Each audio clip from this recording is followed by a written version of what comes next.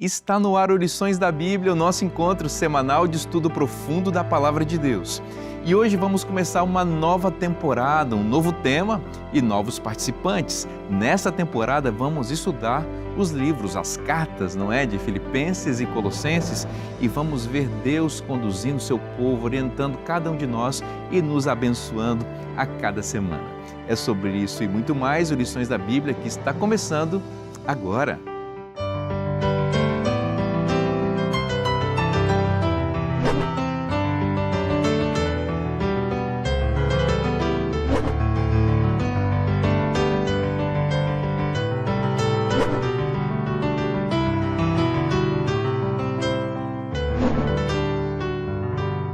Já estamos juntos aqui à mesa para compartilhar com você esse tesouro que é a Palavra de Deus. E hoje você sabe, estamos começando uma nova temporada e o tema muito especial, vamos falar de duas epístolas, duas cartas escritas pelo apóstolo Paulo enquanto ele estava preso em Roma. E você sabe, sempre uma nova temporada, um novo tema e novos participantes, uma turma muito querida de pastores e colegas que vêm aqui aos estúdios da Novo Tempo para compartilhar conosco o conhecimento da Bíblia. E eu vou apresentá-los a vocês pela primeira vez nessa temporada. Aqui à minha direita, o pastor Alberto Tasso. O Alberto é professor de teologia, está fazendo um doutorado pela Universidade Andrews, né? Professor, amigo Alberto, seja muito bem-vindo. Muito obrigado, é um privilégio, uma honra poder estar aqui, tendo esse encontro com a Palavra de Deus que é tão poderosa. Que legal. Aqui à minha esquerda, um grande amigo, o pastor Patrick Duarte, não é? A gente se conheceu há já algum tempo, não é? Mas o pastor Patrick foi pastor na Igreja Central de Vitória e agora é pastor da Igreja de Botafogo, no Rio de Janeiro. Está botando fogo lá no Rio de Janeiro, né, Patrick? Bem-vindo. Isso mesmo, alegria, pastor. Muito obrigado pelo privilégio de estar aqui com o senhor, juntamente com esses dois amigos queridos, pastor Adenilton, pastor Alberto. E quero aproveitar o momento para mandar um grande abraço para a nossa amada igreja, nossa comunidade da Igreja de Botafogo. Que legal. Bem-vindo, meu amigo querido. E o nosso querido amigo também, o pastor Adenilton, que é professor de teologia também, doutor em Apocalipse, né, em Novo Testamento, professor de teologia, aqui no NASP São Paulo, um grande amigo também, tivemos a oportunidade de conviver um período lá no tempo do antigo IAN, hoje UniAN. Bom ter você, Adenilton, mais uma vez. Uma alegria estar aqui, estar de volta, né? Exato. Já estava com saudade de estar aqui novamente. Eu lembro que a gente gravou aqui a lição de Apocalipse. Isso. Como você mencionou, uma paixão, a Apocalipse, e fiz o meu doutorado em Novo Testamento. E estar aqui com vocês, participando dessa conversa aqui de amigos sobre esse livro de Filipenses, sobre Colossenses. É uma alegria muito grande estar aqui. Vai ser muito legal. Agradeço a presença de vocês. E, Adenilton, vou pedir para você fazer uma oração para a gente começar a nossa temporada, né, e o estudo de hoje. Vamos orar então. Bondoso Deus, nosso Pai, nós estamos reunidos neste momento para estudar a Tua Palavra. O nosso desejo, ó Deus, é que a iluminação do Espírito Santo esteja sobre cada um de nós e sobre as pessoas que estão nos acompanhando neste momento também. Que ao estudarmos a Tua Palavra, que tenhamos a convicção, mais uma vez, de que Cristo é o nosso Senhor e de que Ele está dirigindo a nossa vida. Amém. Colocamos esse estudo nas Tuas mãos neste momento e a nossa vida, oramos agradecidos em nome de Jesus. Amém. Amém. Amém. Muito bem, meus amigos, vamos começar do começo, então. A gente vai falar nessa temporada sobre as cartas que Paulo escreveu à igreja dos Filipenses, né, e dos Colossenses. E são duas cartas muito bonitas, muito profundas, não é? Cartas escritas por esse grande apóstolo, né, da fé e da coragem que é o apóstolo Paulo. Adenilton, dá uma visão geral, especialmente sobre a primeira dessas cartas, que é Filipenses, na sua percepção das temáticas e daquilo que o nosso telespectador pode esperar que vai receber a cada semana aqui. Muito bom. O apóstolo Paulo tem um jeito muito interessante de se comunicar com sua audiência, que é o seguinte, ele sempre mistura teologia com aplicações práticas. Então, Paulo é aquele teólogo que tem um coração muito grande de pastor. Então, ao se dirigir para os membros, ele fundamenta a sua mensagem, logicamente, na Bíblia, né? E Paulo lia muito o Antigo Testamento, conhecia o Antigo Testamento muito bem, e ele sempre traz uma aplicação prática para a vida prática da igreja. E em Filipenses existe uma coisa muito interessante acontecendo. A gente sabe que Paulo estava preso, Mas Filipenses é a carta da alegria, uma coisa muito curiosa e interessante, né? Filipenses é a carta da alegria. Em nenhuma outra carta Paulo fala tanto de alegria como ele fala em Filipenses. E isso me faz lembrar, eu não sei quantos de vocês já ouviram falar em um poeta alemão chamado Rainer Maria Rilke. E ele diz o seguinte: não pense que aquela pessoa que fala aquelas coisas que fazem bem a você vive acima das palavras que ela profere. A vida dela também tem muita dor e agonia e está bem atrás da vida que você leva. De outro modo, onde ela teria conseguido encontrar essas palavras? Então, quando eu leio Filipenses, eu fico pensando nessa afirmação de Rainer Maria Rilke, porque Paulo está preso e esse homem preso está falando de alegria o tempo inteiro, né? A gente poderia até citar alguns exemplos, estou aqui com a minha Bíblia aberta. Quando ele começa a carta, ele já começa a falar de alegria. O capítulo 1, verso 4, ele diz assim, começando no verso 3, dou graças ao meu Deus por tudo que recordo de vós, fazendo sempre com alegria súplicas por todos vós e em todas as minhas orações. Capítulo 2, verso 18, ele diz, assim vós também, pela mesma razão, alegrai-vos e congratulai-vos comigo. Isso é o capítulo 2. A gente vai para o capítulo 3, e ele já começa dizendo no verso 1, quanto ao mais, irmãos meus, alegrai-vos no Senhor. Vamos para o capítulo 4. Essa carta tem 4 capítulos. Capítulo 4, verso 1. Portanto, meus irmãos, amados e muito saudosos, minha alegria e coroa, assim amados, permanecei deste modo firmes no Senhor. E aí o verso 4 do capítulo 4, alegrai-vos sempre no Senhor. Outra vez digo, alegrai-vos. Então, a gente parar para pensar em um homem que sofreu como Paulo sofreu. Acredito que ninguém sofreu depois de Cristo como Paulo sofreu na pregação do Evangelho. Paulo sofreu muito. E, por exemplo, se a gente pegar as listas de sofrimentos de Paulo que nós encontramos no Novo Testamento, me lembro agora, por exemplo, aquela lista de sofrimentos que Paulo coloca em 2 Coríntios, no capítulo 11. É uma lista enorme de sofrimentos. Então, Paulo sofreu muito em função do Evangelho. Mas Paulo vivia com alegria no coração e ele está exortando a igreja a viver com alegria no coração também. Então, Filipenses é a carta da alegria. É a carta que Paulo escreveu para ajudar a sua audiência a desenvolver a alegria no Senhor, a alegria de viver no Senhor. Então, a alegria de que Paulo fala é uma alegria que nasce como fruto da confiança, da fé, a certeza de que Deus está dirigindo a nossa vida. Um homem preso falando tanto de alegria. Filipenses é a carta da alegria. Que extraordinário. Muito obrigado por esse panorama tão lindo da carta de Filipenses, pensando especialmente que aqui o apóstolo está nos levando a esse profundo princípio, esse sentimento maravilhoso de alegria que a gente encontra em Cristo.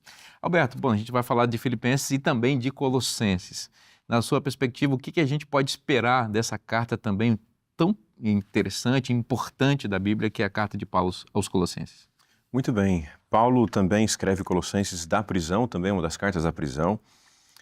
Mas Colossenses é uma carta por excelência cristológica. O tema geral da lição é Cristo nas 2 epístolas, né? Mas as declarações mais importantes que nós temos nos escritos de Paulo, pelo menos uma das mais importantes dos escritos de Paulo, sobre a pessoa de Cristo, sobre quem era a pessoa de Cristo, essa união entre o ser 100% divino, 100% humano, a imagem de Deus, ela é expressa na Epístola de Colossenses. Então, Paulo não conhecia a igreja de Colossos, não foi ele que fundou essa igreja, mas parece que havia algum problema ali em que as pessoas não tinham ali, a igreja não tinha uma visão elevada sobre Cristo, como Cristo divino, a imagem de Deus, Cristo como Deus encarnado. Então ele escreve essa carta para orientar a igreja. E como disse o Adenilton, Paulo ele é especialista em mesclar profundidade teológica com aplicações práticas, e Colossenses tem isso também. Então, ao mesmo tempo que ele está exaltando a Cristo, ele também depois dá conselhos práticos sobre como deve ser a dinâmica da família, como deve ser a dinâmica da igreja.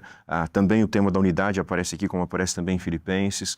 Mas apenas para um demonstrativo disso, dessa ideia de Cristo como centro da carta de Colossenses, aquela famosa declaração que aparece em Colossenses capítulo 1, verso 15, que diz assim, olha, Colossenses 1,15, se referindo a Cristo, né? Diz, olha, ele, Cristo, é a imagem do Deus invisível, o primogênito da criação, pois nele foram criadas todas as coisas nos céus e na terra, as visíveis e as invisíveis, sejam tronos, sejam soberanias, quer principados, quer potestades, tudo foi criado por meio dele e para ele, e ele é antes de todas as coisas e nele tudo subsiste. Então essa é uma afirmação sobre a pessoa de Cristo extraordinária, de que tudo foi feito por Ele, e não só por Ele, mas também para glorificar a Ele. Ele é a imagem perfeita de Deus, ou seja, Ele é plenamente Deus, e Ele é anterior a todas as coisas, Ele é eterno.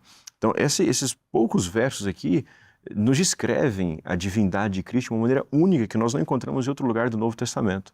Portanto, para conhecer quem é Cristo, precisamos ir à carta de Colossenses. E por isso é uma carta tão especial e extraordinária. Que legal, meu amigo, que panorama interessantíssimo, né, sobre a carta, e a gente chega no coração dela, que é Cristo, e naturalmente a gente já consegue perceber a conexão entre as duas. Primeiro, pelo autor, pela origem dessa carta, as duas foram escritas na prisão, mas também porque em Cristo nós encontramos a verdadeira fonte da alegria, né? A alegria no Senhor. Uma coisa que vocês dois falaram, que eu acho que é muito importante, já encaminhando a conversa para você, Patrick, que é que toda a teologia, e Paulo é o grande mestre disso, ela não nasce do acaso, não nasce no vazio, ela nasce da experiência pastoral, das necessidades da igreja. Penso, por exemplo, em Newton em Filipenses capítulo 2, verso 5 em diante, que nós temos aquele panorama lindíssimo da encarnação de Cristo que Paulo apresenta ali. Veja, Paulo nos dá uma aula de teologia sobre Cristo, não é? Sobre a divindade de Cristo e a sua encarnação, num poema belíssimo que ficou registrado a partir de uma necessidade pastoral da igreja, não é?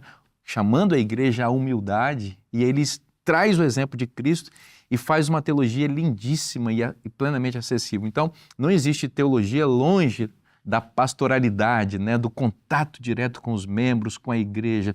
E aqui, Patrick, você que é um grande pastor, que está em contato com as ovelhas, você sabe exatamente o que significa isso, né? As necessidades aparecem e Cristo e a teologia bíblica é a resposta adequada para essas necessidades, né? Mesmo, pastor, a carta aos Filipenses é uma carta afetuosa do apóstolo Paulo, uma carta pastoral, que vai fazer convites extraordinários e especialmente, como o pastor Adenilton disse, um convite à alegria. Então, no nosso primeiro momento aqui, eu posso afirmar de forma categórica, essa alegria, em primeiro lugar, é uma ordenança de Deus. Deus espera que nós sejamos alegres. Ele dá essa ordem direta. Segundo detalhe é que a alegria é ultra circunstancial. Ela tem sempre um propósito nas circunstâncias e Deus sempre vai guardar o nosso coração com alegria. Em terceiro lugar, a alegria é cristocêntrica. Nossa alegria está no Senhor. Por isso que as circunstâncias não nos abalam. É por isso que ele disse aqui, né? Alegre-se no Senhor, né? Existem muitas fontes de alegria aí, né? E às vezes são fontes que revelam até algum momento ou outro de alegria, mas são fugazes, são passageiras. A alegria em Cristo é verdadeira, ela é plena. E como você destacou muito bem, né, Patrick? Essa alegria em Cristo, ela não é circunstancial. Você pode estar na prisão, como era o caso de Paulo aqui, e você pode estar alegre, satisfeito em Cristo. Não que você se torne um masoquista, que você goste de sofrer ou aprecie o sofrimento, é que você identifica a alegria para além das circunstâncias humanas, como você colocou muito bem. Essa ênfase que Paulo dá nessa declaração que ele faz, alegrai-vos no Senhor, essa frase é muito importante para a gente entender essa forma como Paulo se relaciona com Cristo. Eu acho interessante, por exemplo, quando Paulo se apresenta como prisioneiro de Jesus Cristo. Paulo poderia ter dito o seguinte, prisioneiro, e dizer o lugar onde ele estava preso, mas ele prefere se identificar como prisioneiro de Jesus Cristo. E se a gente prestar atenção nas cartas de Paulo, ele sempre usa essa frase na abertura. Ele é apóstolo de Jesus Cristo, ministro de Jesus Cristo, mordomo de Jesus Cristo, prisioneiro de Jesus Cristo. Então, tudo que Paulo é de Cristo, né? É de Cristo. Né? Então, isso é muito bonito. Paulo é um indivíduo que amava demais a Cristo. Se a gente pensar, por exemplo, na abertura que ele faz na primeira carta aos Coríntios, você tem ali a abertura, remetente, destinatário, saudação. Depois você tem a ação de graças. São 9 versos ao todo.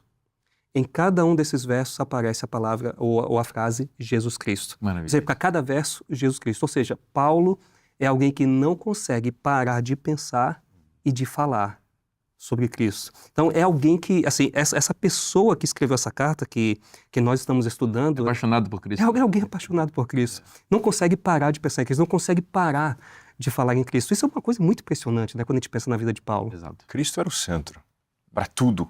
Né? Cristo era o centro da vida de Paulo.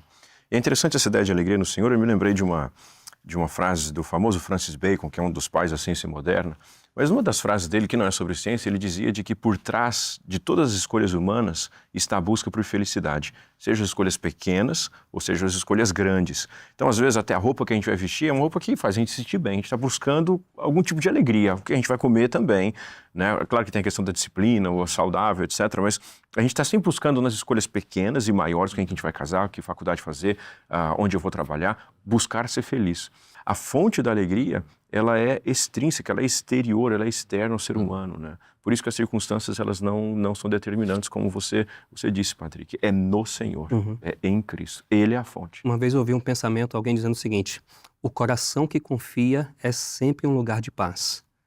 E Paulo é esse homem que confia, e por isso o coração de Paulo era um coração de paz. Então, é muito interessante a gente pensar em todas as questões relacionadas a Paulo, porque quando a gente lê, digamos assim, as pérolas de Paulo, aqueles textos que a gente guarda no coração, tem alguns textos que são fundamentais para a gente entender como Paulo vê a pessoa de Cristo. Outro dia eu ouvi alguém dizendo que se todo o Novo Testamento se perdesse e ficasse apenas João 3,16, isso seria o suficiente para apontar o caminho da salvação. Mas eu incluiria também Filipenses 2, 5 a 8, como você mencionou. Eu incluiria 2 Coríntios capítulo 8, verso 9, né? Porque conheceis a graça do Senhor Jesus Cristo, que sendo rico se fez pobre por amor de vós, para que por sua pobreza vós enriquecesseis. Então, esses textos de Paulo, 2 Coríntios capítulo 8, verso 9, o hino que nós encontramos em Colossenses, o hino que nós encontramos aqui em Filipenses capítulo 2, versos 5 a 8, todas essas passagens, elas nos mostram um retrato de Cristo que nós não encontramos em outros lugares. O que dizer, por exemplo, daquele texto do amor lá em 2 Coríntios, capítulo... 2 Coríntios 13? 1 Coríntios 13. 1 Coríntios 13. Então, assim, quando Paulo fala de Cristo, Paulo fala com muita paixão, com muito amor, com muito carinho, com muita ternura. Cristo se tornou amigo pessoal de Paulo, né? Então, a gente, ao ler essas cartas, Filipenses, Colossenses, é como se fosse alguém nos dizendo como era a sua amizade com Cristo. E isso é muito bonito, né, de se pensar e de se ver. Legal, aqui no verso para memorizar, que é o verso central da semana, que é Filipenses 4:4, alegrem-se no Senhor, outra vez eu digo, alegrem-se, né? Eu acho legal essa coisa do outra vez vos digo, né? E ele diz, outra vez, joga na mesma frase, né? É como se dissesse assim, ó, tá esquecendo? Não esquece, hein? Eu estou enfatizando isso, alegrem-se no Senhor. Eu vou dizer de novo, para você não errar, não se perder em tristezas, em raiz de amargura, em qualquer coisa que possa desviar a sua mente. Porque Paulo sabe, como vocês colocaram muito bem, que a fonte da alegria verdadeira é Cristo. E se você está em Cristo, você vai ser alegre. E se você não está em Cristo, você não vai ser alegre. Paulo não está falando de sorrisos superficiais. Paulo não está falando de alegria pautada em prazeres quaisquer. Paulo está falando de uma verdadeira satisfação. É aquela história do o Senhor é meu pastor e de nada tenho falta, eu estou tranquilo, eu estou sossegado. Pode vir o que vier, pode haver problema que for, eu estou satisfeito em Cristo. A alegria aqui não é sorriso apenas, pode ser expressa em sorriso. A alegria de verdade aqui é saber que nós temos um pastor, que nós temos um Deus que cuida de nós, que está conosco, orientando a nossa vida para uma experiência futura, né? Isso nos traz muita alegria. Bom, a gente só está começando, você está percebendo que a temporada vai ser muito boa, vai ser alegre em Cristo, vai ser maravilhosa, vamos conhecer mais desse Cristo maravilhoso. Então, nós vamos fazer agora um rápido intervalo para você respirar um pouquinho, curtir o show do intervalo da Novo Tempo. Não sai daí, porque o Lições da Bíblia volta já já.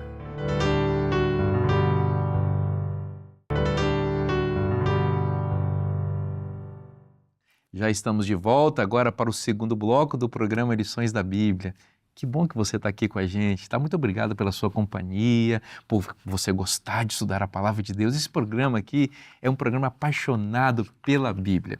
Falando nisso, eu tenho uma dica do coração para você, que é a revista Esperança, Espírito Santo, o Deus dos bastidores. Que legal, né? Pensar que a terceira pessoa da divindade, da trindade, está atuando constantemente ainda que não de forma tão perceptível, mas para a nossa salvação, né? Então essa revista Esperança aqui, essa edição da revista, toda ela foi pensada em estudar a Bíblia, explicar a Bíblia para você à luz da pessoa maravilhosa do Espírito Santo.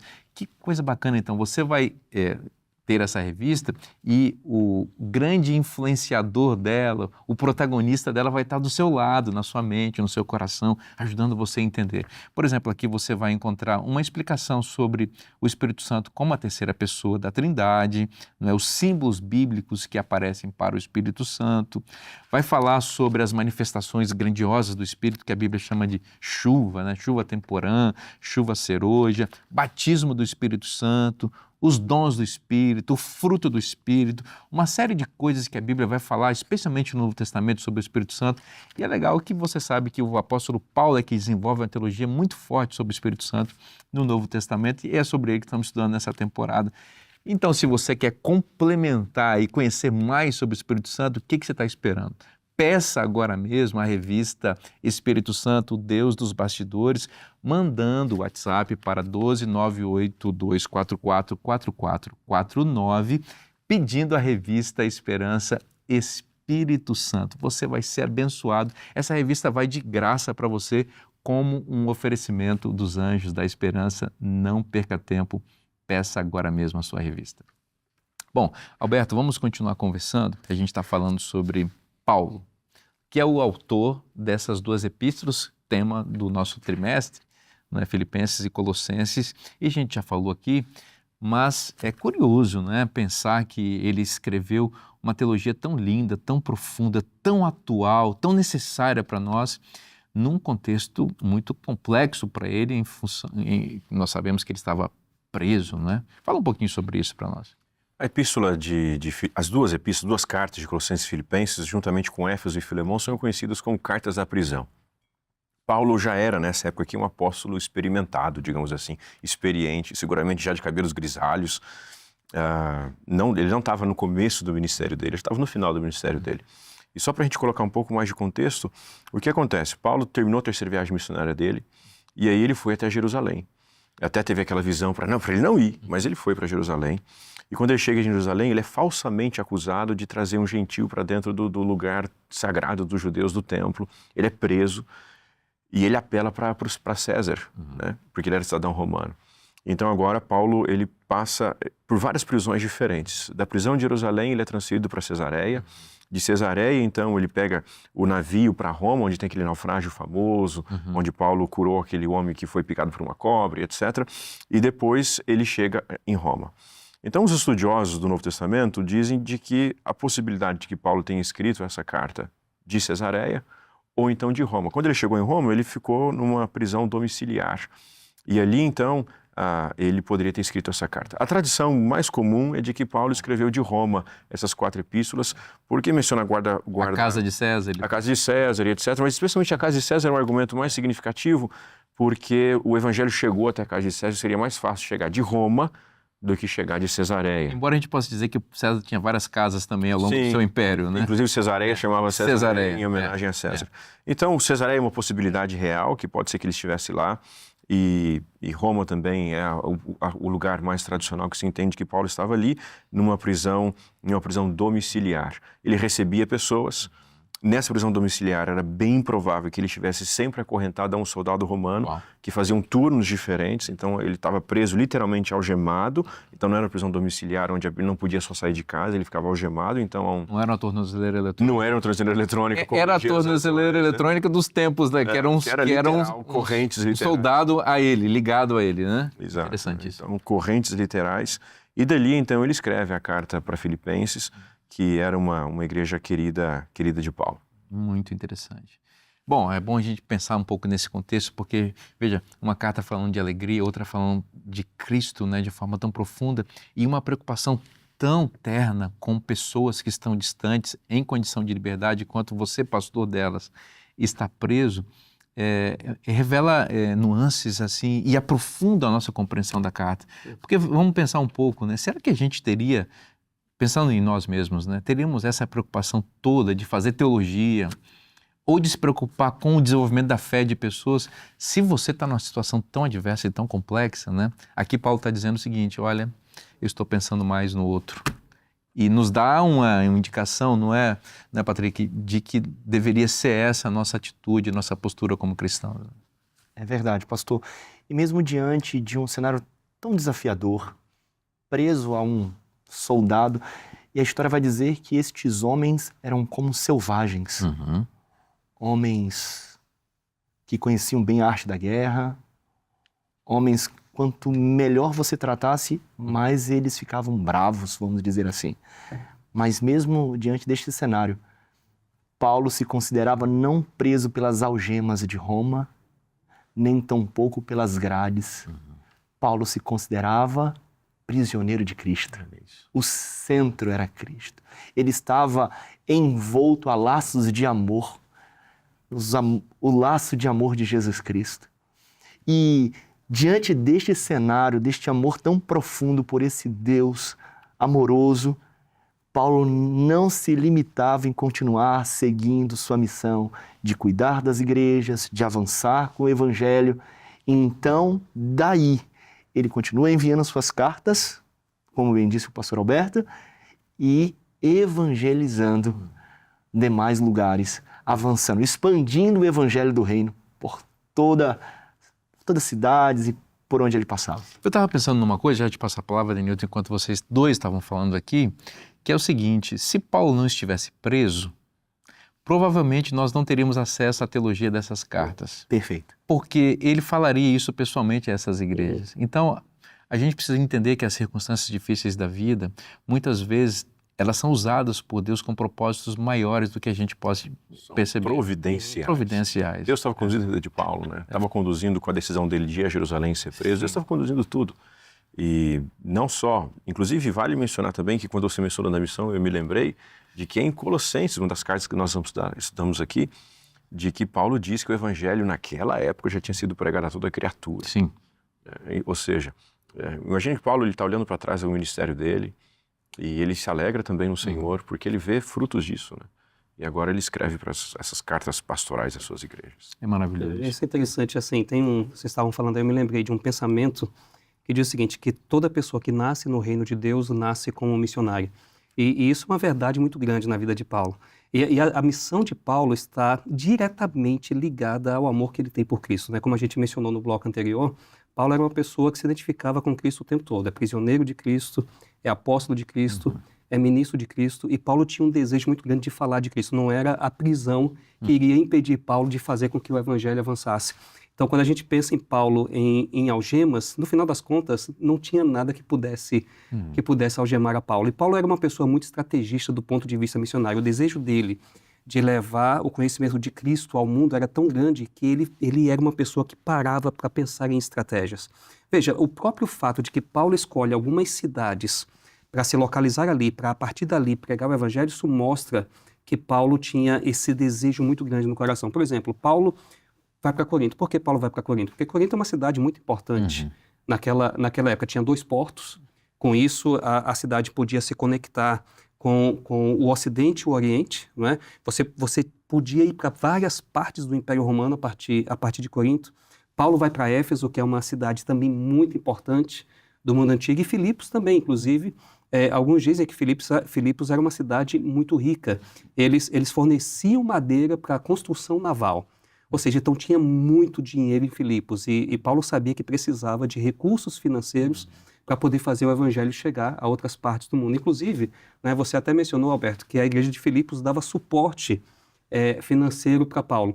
Mas é interessante a gente parar para pensar que dentro da prisão, como você mencionou, Patrick, Paulo está escrevendo para Colossos, dando orientações para a igreja que ele não fundou, foi Epáfras quem prega ali, né, mas a partir da pregação de Paulo, possivelmente em Jerusalém. Então, Paulo está ali, mas está escrevendo para Colossos, Paulo está ali, mas está orientando a igreja em Filipos, está mandando orientações para a igreja de Éfeso e orientações missionárias para que o evangelho continuasse expandindo. Ele escreve para um rico dono de escravos, né?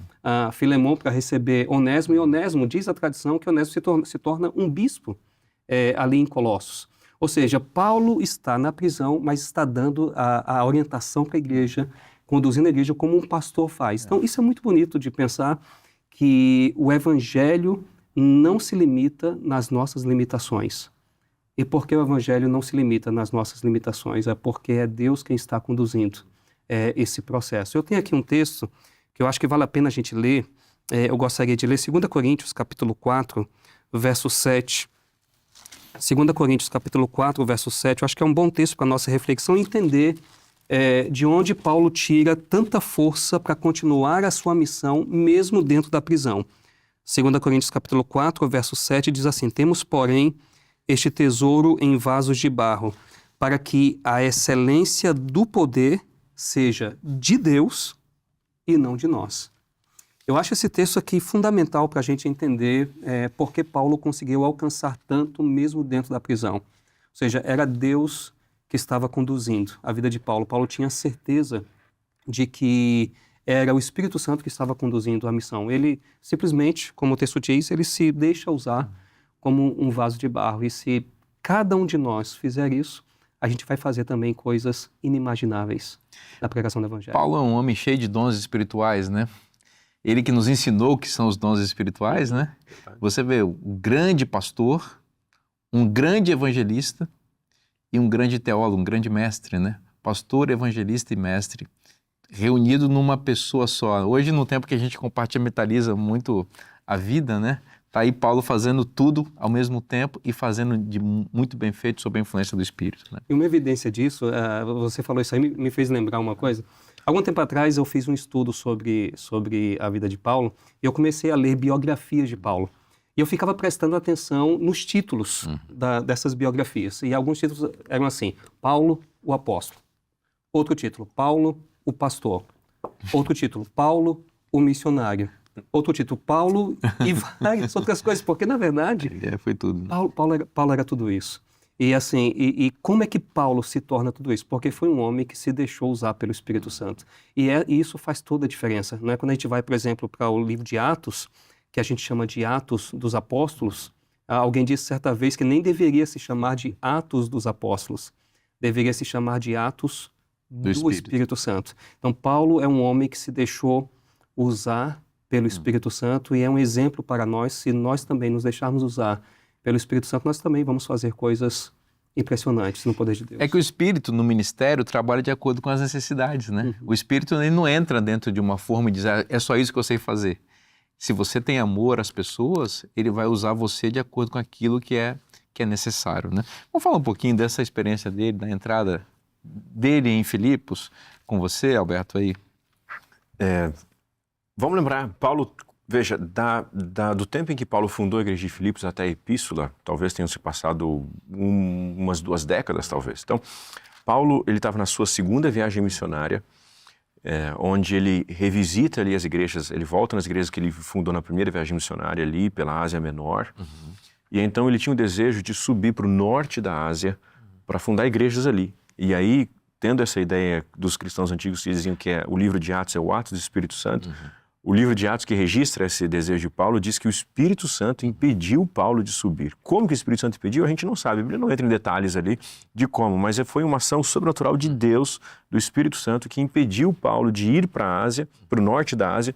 E agora então ele decide ir para Filipos, ele atravessa o mar e ele chega então do outro lado na margem e ele funda então ali a primeira igreja cristã na Europa. E essa ideia, né, de alguma maneira nós somos herdeiros dessa primeira igreja cristã no Ocidente. Então Paulo funda Filipos. Filipos era uma cidade extremamente rica, era conhecido como Mini Roma. Há pouco tempo antes de Paulo fundar, ela foi elevada a um status especial de uma das capitais romanas e não tinha sinagoga. Então a estratégia de Paulo missionário muda ali um pouquinho, porque geralmente ele ia primeiro na sinagoga e depois da sinagoga ele ia para os gentios. Ali não, parece que havia apenas algumas casas de oração judaicas e ele vai praticamente direto para os gentios. Ele é bem sucedido, ele consegue fundar a igreja e ali ele conhece Lídia, né, a vendedora de púrpura, nas margens do rio e é bem sucedido e é uma igreja que Paulo ele escreve. Você mencionou muitas vezes Coríntios, né? A igreja de Corinto seguramente era uma igreja que dava dor de cabeça para Paulo. Você está numa excelente igreja agora, talvez algumas igrejas passadas te davam mais dor de cabeça do que essa atual. Não, Vitória não dava dor de cabeça para ele, né? Vitória era uma boa igreja também, né? Eu sou de Vitória. Esse aqui é bem-aventurado. Privilegiado, Então. né? Esse aqui é bem-aventurado. Mas há lugares mais fáceis e mais difíceis, igrejas que passam por dificuldades maiores e menores. E parece que Filipos era uma igreja, a igreja de Filipos, uma igreja madura espiritualmente, que Paulo ele é muito amoroso na carta, né? Ele exorta a igreja, como todo mundo precisa de exortações, mas é uma igreja que parece que era fiel a Paulo. E tanto é que, como o Adenilton mencionou, naquela época, quando o indivíduo estava preso, ao contrário de hoje, no nosso modelo atual, de que é o dinheiro público, né, são os impostos que financiam o sistema penitenciário, naquela época o indivíduo tinha que pagar pela sua comida e, no caso de Paulo, que estava em prisão domiciliar, pagar pelo seu aluguel. Uau. Certo? E quem, a partir do que nós lemos em Filipenses capítulo 4, dá indício de que era a igreja de Filipos que estava sustentando Paulo naquele período que ele estava na sua primeira prisão de Roma, na prisão domiciliar ali, ou mesmo em Cesareia, se fosse o caso de estar em Cesareia, né? Então, era uma igreja muito especial para Paulo. Que legal, né? Então, Paulo está lembrando dessa igreja com gratidão no coração, também por ela, eventualmente por esses donativos que estavam chegando, mas sobretudo pela vida cristã que aquele povo vivia ali em reflexo àquilo que o apóstolo havia ensinado como imitador de Cristo. A gente está aprendendo muita coisa linda nesse programa, não é? Deus está nos abençoando e falando ao nosso coração. A ideia aqui não é só que a gente aprenda na mente, né, mas que isso vá para o nosso coração e para a nossa vida prática. Nós vamos fazer um breve intervalo. Não saia daí, o programa Lições da Bíblia volta já já.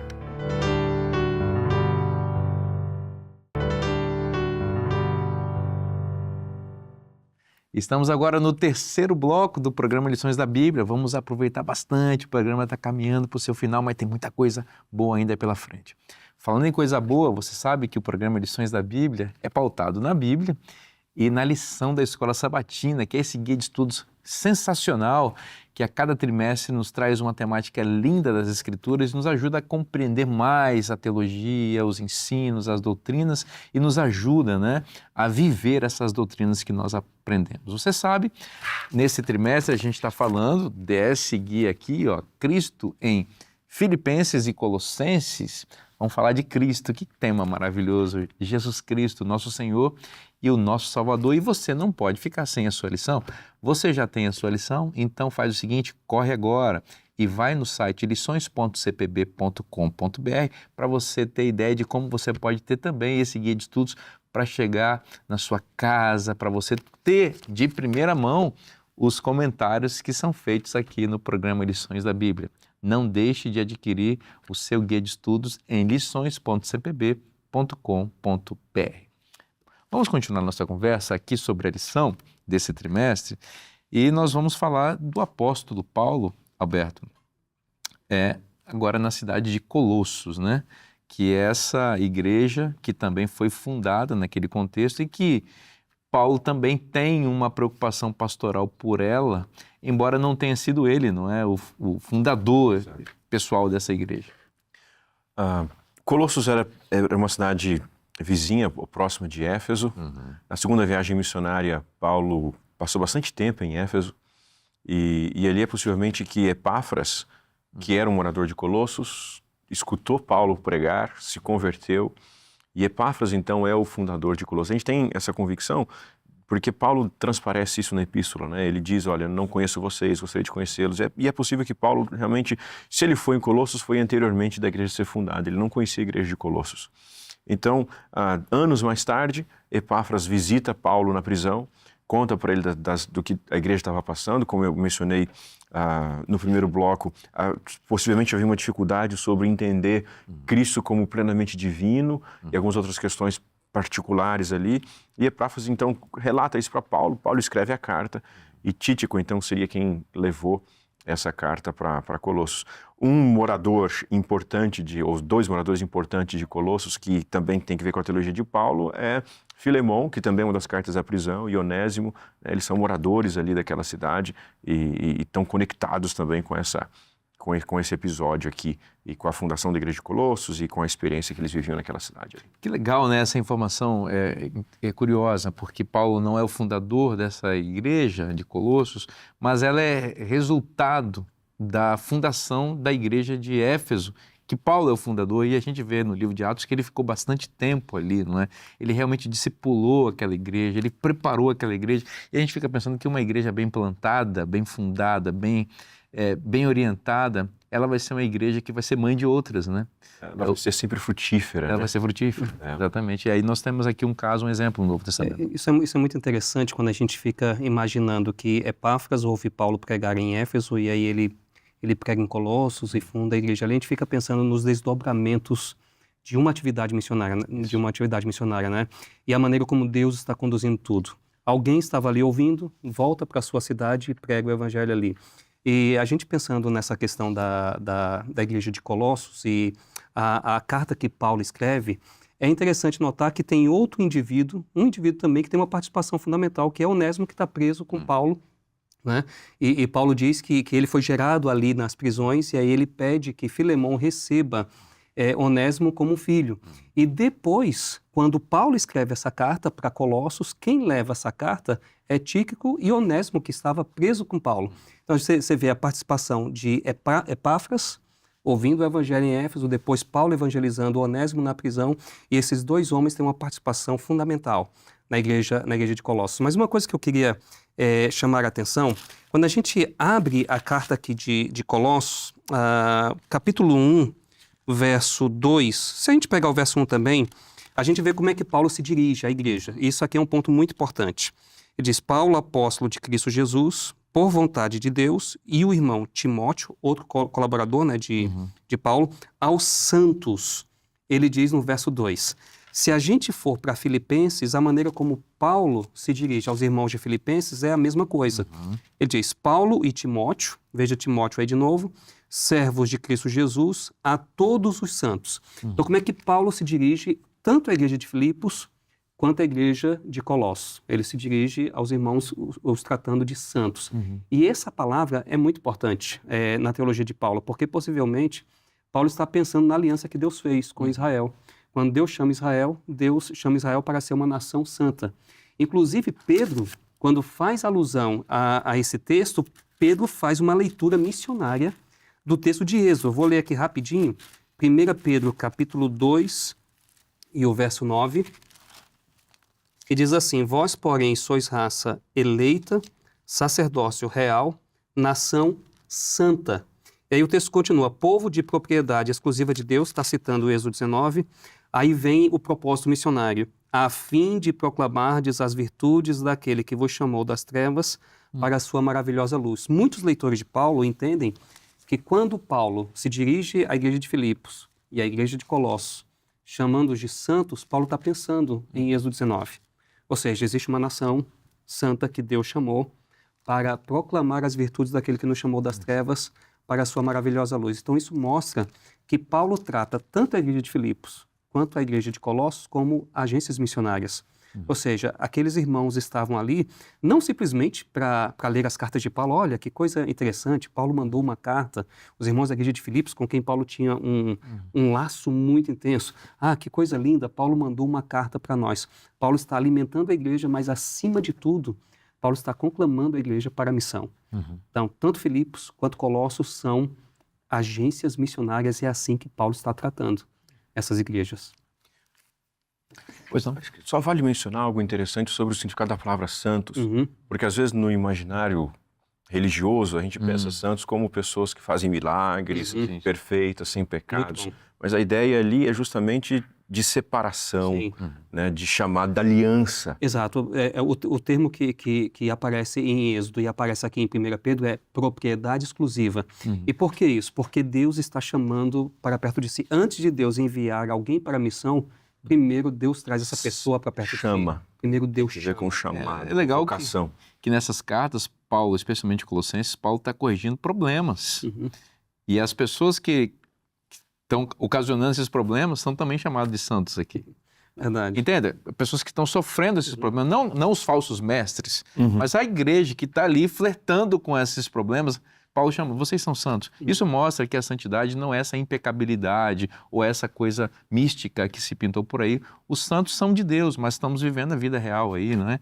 Lutando no caminho da santificação, não é? Isso mesmo. E algo interessante também para ressaltarmos vendo todo esse panorama, é que quando Paulo faz as suas cartas, que ele envia, ele escreve sim para a igreja, para os membros, mas ele também conversa com líderes, com possibilidades de homens e mulheres se tornarem líderes. Para quê? Ponto número 1, para tratar primeiro contra esses falsos mestres que o senhor acabou de mencionar. Então vai combater as heresias. Ponto número 2, Paulo se ocupa para que estes homens e mulheres, preparando líderes para cuidar da igreja e expandir também com o evangelho do reino por todos os lugares. Então, Paulo, de fato, se ocupa em multiplicar líderes para que a igreja, independente da ocasião, não fique desamparada. Sempre tem uma mentalidade consolidada, algo muito assertivo, baseado em Cristo, mas que possa também ter segurança de cuidado e prosperidade. É muito interessante isso, especialmente aqui, Adenilton, na carta aos Filipenses, na abertura da carta, ele fala aos santos, mas ele faz uma distinção aqui aos bispos e diáconos, o que revela que a igreja em Filipos já tinha uma estrutura mais sofisticada e organizada, uma igreja mais estruturada, porque os bispos são líderes pastorais mais amplos, com influência regional maior, e os diáconos são líderes pastorais mais localizados, né, que desempenham um papel muito importante na pregação do evangelho, né? Então veja que, diferente um pouco de Colossos, em que essa estrutura não é mencionada, talvez sugerindo uma igreja ainda iniciante, né, ou menor, né? Mas aqui Filipos realmente é uma igreja estruturada. Isso mostra também assim um ponto muito importante quando a gente pensa em pregação do evangelho. A pregação do evangelho é um trabalho de equipe. Ninguém faz sozinho. Então Paulo tinha uma rede de colaboradores. Eu até anotei aqui, eu fiz uma lista rápida de pessoas que trabalharam com Paulo. Você tem, olha, Timóteo, Silas, Tito, Priscila e Áquila, Lucas, Barnabé, João Marcos, Febe, Apolo, Tíquico, Epáfras, Aristarco, Sóstenes, Onésimo, Lídia, Filemão, e essa lista poderia aumentar. Ou seja, Paulo ensina claramente para nós que a pregação do evangelho é um trabalho feito em equipe. Ninguém faz sozinho. Ninguém prega, canta, dá estudos bíblicos, não é? E ninguém faz tudo sozinho. Né? Então é um trabalho realmente equipe, e Paulo está passando essa mentalidade para a igreja. E as cartas que ele escreveu são uma orientação para a igreja e para nós de que ninguém consegue trabalhar sozinho. As próprias cartas que Paulo escreve para Timóteo e para Tito, treinando esses pastores. Então Paulo reservou parte do seu ministério para treinar pessoas. Ou seja, um dia ele teria que parar, e um dia ele parou. Mas ele treinou pessoas porque a obra do evangelho precisaria continuar. Então, eu acho que isso é uma lição muito forte para a igreja hoje, para nós, né, como pastores, como líderes de igreja. Ninguém trabalha sozinho. A pregação do evangelho é um trabalho de equipe. Eu acho que isso é muito claro nas cartas de Paulo. E a teologia de Paulo deixa isso muito claro, né, com os dons espirituais. Nós temos aqui Paulo na função de um apóstolo, que é um profeta fundador de igrejas, a pessoa que é designada pelo Espírito primordialmente para estabelecer comunidades religiosas. Só que ele vai fazer isso em outros lugares. E ele vai precisar que pessoas mantenham o seu legado enquanto ele viaja ou enquanto ele está preso, como é o caso aqui. Então a figura dos bispos e diáconos, né, presbíteros, né, que são elementos muito importantes para que aquela mensagem, uma vez recebida da linhagem apostólica, possa continuar florescendo naquela igreja, uma vez fundada pelos apóstolos. Eu acho que isso é um desafio para nós hoje. Nós temos o legado apostólico registrado nas Escrituras. E como os líderes, pastores que somos, e os líderes também que estão acompanhando o programa, saiba que nós precisamos, na nossa esfera de influência, manter acesa essa chama apostólica aqui para a bênção da igreja. Verdade. Veja, quando você mencionou aqui na igreja, na carta aos Filipenses, então Paulo menciona ali bispos, né, menciona uma estrutura. Quando a gente vai para a igreja, quando a gente vai para a carta de Colossenses, aos Colossenses, a gente não vê essa mesma estrutura, mas ele cita, quando ele usa o termo santos, ele conecta esse termo com a expressão fiéis irmãos em Cristo. Ou seja, então talvez se a gente não tivesse em Colossos, nesse momento, uma estrutura como havia na igreja de Filipos, mas ele está conclamando aquelas pessoas que são fiéis, talvez aquelas pessoas que não passaram pelo mesmo treinamento da liderança de Filipos, mas eram pessoas fiéis, pessoas que estavam se dedicando à obra. Porque às vezes Deus não precisa de uma pessoa super, hiper, mega talentosa. Deus precisa de alguém que se coloca à disposição dele, alguém que quer fazer o trabalho com fidelidade. Um detalhe curioso que eu me esqueci de mencionar, mas que eu acho que é interessantíssimo, é de que o primeiro relato que nós temos de uma prisão de Paulo aconteceu em Filipos, quando ele e Silas foram presos e Deus libertou eles e o carcereiro foi convertido ali, né? Pelo testemunho de Paulo e Silas. E Paulo escreve a carta para Filipos, ou a carta aos Filipenses, da prisão, não a mesma prisão. Então, uma prisão no começo do ministério de Paulo e outra prisão no final do ministério de Paulo, o que nos revela de que prisões humanas não impedem o poder de Deus. Prisões humanas não impedem o avanço do Evangelho. Essa carta aos Filipenses ela é extraordinária, é muito linda, mostra uma igreja muito madura. A gente viu a questão da estrutura, já a liderança estabelecida. E talvez essa ausência da estrutura de liderança e também o fato de ela não ter sido, Colossenses agora, não ter sido fundada por Paulo, mostra que é uma igreja que precisava de um pouco mais de acompanhamento. E talvez os problemas que essa igreja enfrenta com os falsos mestres, que está muito visível aqui, e Paulo enfrentando esses problemas, seja resultado de uma igreja imatura que precisa se desenvolver um pouco mais, mas o apóstolo está preocupado com ela. Porque Cristo, que é o grande Senhor e pastor da igreja, está preocupado sempre com o seu povo e deseja que nós continuemos crescendo na graça e no conhecimento de Deus. O resumo de tudo é que a gente precisa ter Cristo no centro da vida, porque Ele promove a alegria verdadeira e felicidade plena. E esta experiência está na Bíblia, e se está na Bíblia, é bom para você. Eu espero que você seja muito abençoado, eu espero você na próxima semana, que Deus te abençoe muito, um forte abraço e até lá.